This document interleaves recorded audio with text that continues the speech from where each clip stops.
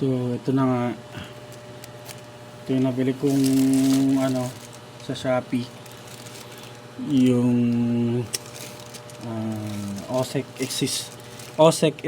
S60 TR to S60 TR, hindi yung ER kasi mas mura siya ng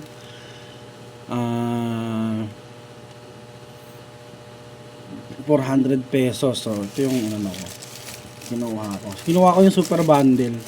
So ito review lang, unboxing pala, hindi pala siya review, unboxing para dun sa Shopee kung ano dito, baka kasi kulang, pero tingnan natin, upload ko na rin to sa sa YouTube.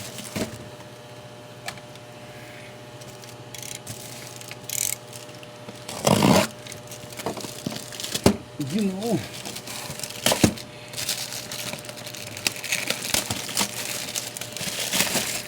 Hindi na pagkakabalot. Ito galing China pa. Kay Tantoco PH yung pangalan ng shop. So try natin buksan kung anong kasama sa package, kung kompleto ba. So ayun, pagbukas natin, makikita natin ito yung kasama sa super bundle, kasi meron siyang dalawang extra battery. Tama, oo tama, battery nga siya. Get lang pala ng battery. Ayan guys, extra battery, dalawa. Kasi dun sa isa yung bundle lang, ano siya, isa lang yung battery. 200 pesos lang naman ang diferensya, kaya binili ko na yung super bundle para dalawa na yung extra battery ko. So meron tayong dalawang battery dun sa package sa super bundle na 4,800. Tapos ano pa ba naman kasama sa 4.8? Ito yung parang hindi ko alam kung ano to sa camera holder siguro ito. Makikita nyo naman. Ngayon natin isa-isahin na natin. Ito yung mic na may noise cancellation. Ayan ano pala siya, type C pala yung ng mic nya, yung port. Makikita nyo yan. Okay, so makabago na rin yung mga part. Tapos helmet, chin strap. Ito yung chin strap, ito yung kakabit natin sa helmet natin. Ano pa bang kasama? At may kasamang yung charger, extra charger ata ito. Ewan ko kung may charger dun sa mismong unit. Tapos ito na mismo yung unit itself. Meron pa pala guys, sorry. Ito yung kaya pala sinama ko to sa super bundle. So 128 gig na yung niya, yung memory card. Yan, Lexar yung brand. Yan, kasama na yan sa 4.8. Pala ito na yung mismo yan, tulad yan X60 TR. So buksan natin para makita natin kung ano yung laman. Okay, dahan-dahanin natin ang pagbukas nito.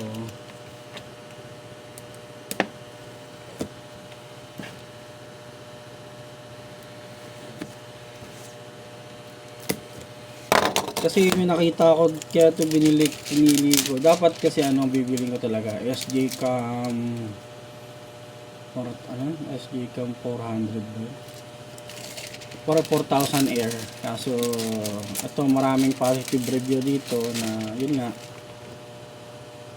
maganda yung quality ng video, 4K yun. Ito yung napili ko. Maganda yung pagkakabalot. Tingnan natin muna yung ito muna kasama. Ito muna yung una natin titignan. Yung kasama ng camera. Kung anong laman. So, meron siyang, ito yung pang ito. Nilalagay dito na ano. Ayun o. So, hindi ko alam kung pangalan nito sa adapter yan. Basta adapter yan. Ito hindi ko rin alam yung pangalan. Kaya na lang ang umano guys kung ano to. Senso na. Hindi ko rin kasi alam eh. Tapos merong dalawang parang ito sticker na foam sticker. Yung pagkagamitan tayo niyan. Tapos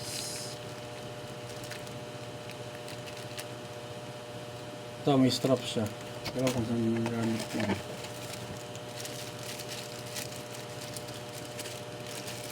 Ito yung pang sa solder no, sa pang sa motor pag naka naked handlebar ka. Ayun. Ito lang yan dito eh. Dito mo lalagay.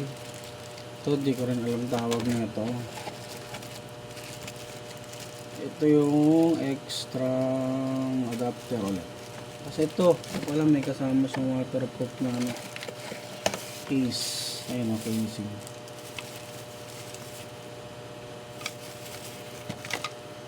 Dami, maganda yung daming kasama. Tapos may kasama siyang tie wrap tsaka yung metal strap.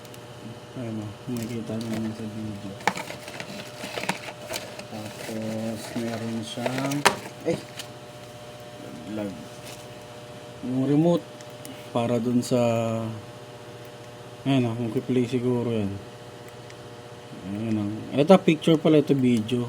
Oo, kita nyo naman dyan ah.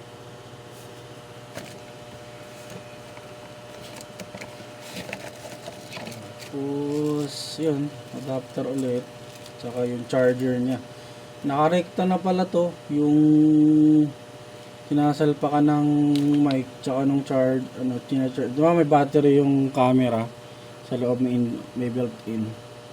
So dito siya tina-charge na rin. Type-C na rin siya. Kaya maganda siya kasi lahat naman na ngayon nilalabas na unit ng cellphone for Type-C na. So, ayun.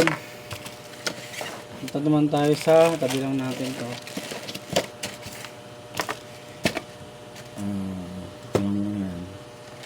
Sa camera mismo. Kunin natin yung camera. Ayun. Ito pala yung purpose itong isa, yung kanina.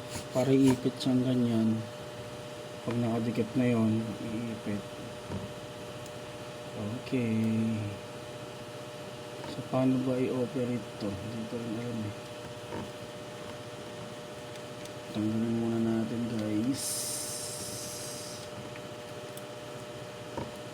Ay, ayun. Okay na.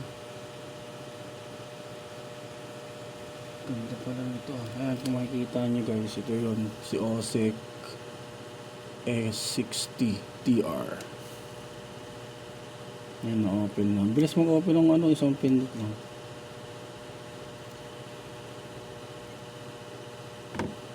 Pag dito, ayan, nakuha ng sa camera to eh. Sa mga picture. Pero kung paano tanggalin, wait lang.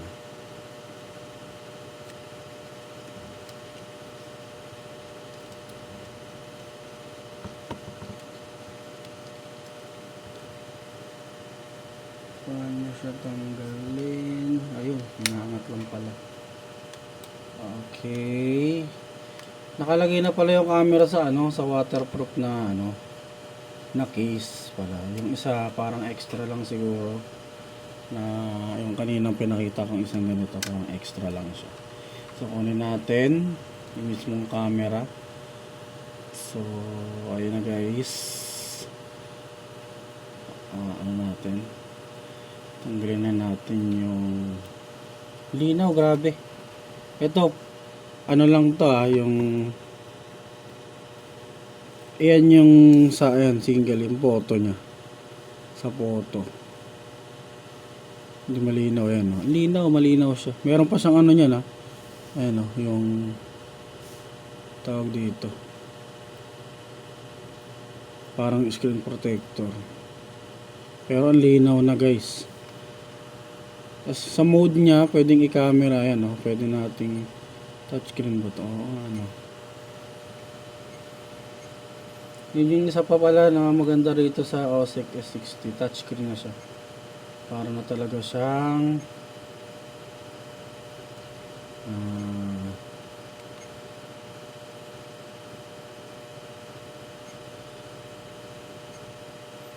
so try natin yung meron siya hanggang 4K 60 fps oh. Grabe, ang ganda. Yung noise reduction on, auto light off. Huwag natin lagyan ng date stamp kasi pangit kasi. Ay sige, lagyan na natin, try lang natin. So yan guys, yan yung kuha ng camera nya. Sorry, hindi ko nakita yung setup. Hindi ko napakita.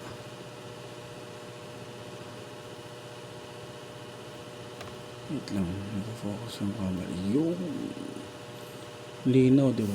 Okay na okay. So ito is yung panoorin nyo na lang ulit yung i-upload kong mga video guys. So yun lang muna yung maano ko ngayon, papakita sa inyo yung pag-unbox lang natin. So about dun sa quality ng camera, meron naman yung ibang YouTuber pero mag-upload din ako. Kasi ang ganda niya, meron siyang 4K na 4K 60 fps yung sa settings ng video niya. Grabe. Pero may magandang settings daw dito, yung 2.7 master image stabilization. Wait lang yun na lang muna siguro guys. Ang papakita ko sa kanya tulad nito. Yan na lang, yan. Ito lang muna. Unboxing. Upload ulit ako ng separate video para sa sa video quality niya. Thank you.